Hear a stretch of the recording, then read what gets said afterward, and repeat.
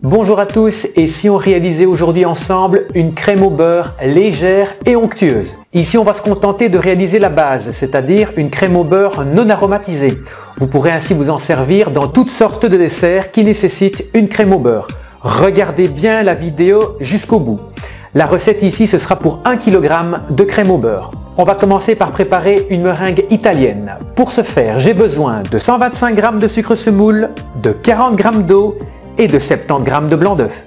Je vais monter les blancs en neige bien ferme avec 25 g de sucre.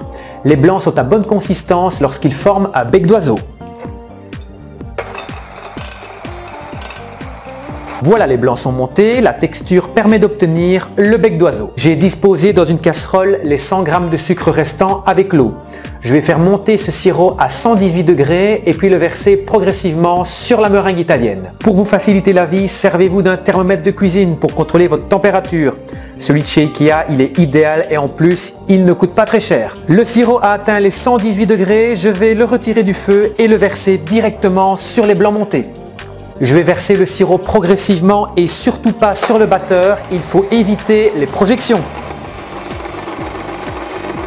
Après 10 minutes, la meringue italienne est refroidie, je vais la réserver pour plus tard. Seconde étape, la pâte à bombe. Pour la réaliser, j'ai besoin de 5 jaunes d'œufs, de 240 g de sucre semoule et enfin de 100 ml d'eau. Dans la cuve du robot, j'ai placé les jaunes que je vais fouetter à vitesse modérée. Pendant ce temps, je vais réaliser un sirop à 118 degrés, exactement le même que celui de la meringue italienne. Voilà, le sirop est à température, je vais pouvoir le verser sur les jaunes. Je verse doucement le sirop sur les jaunes, il ne faut surtout pas les faire cuire.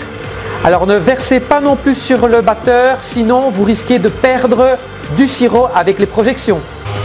Au fur et à mesure, le mélange va blanchir et doubler de volume. Il est important d'incorporer beaucoup d'air et de ramener la préparation à température ambiante. La pâte à bombe est refroidie, elle a la bonne consistance, elle fait ruban. Il reste à incorporer progressivement 360 g de beurre. Il faut impérativement que votre beurre soit à température ambiante car un contraste thermique avec la pâte à bombe risquerait de faire trancher votre crème. Je vous expliquerai tout à l'heure comment rattraper votre crème si elle a quand même tranché. Il faut mélanger lentement pour bien aérer la crème, ce qui lui permettra d'être légère et onctueuse.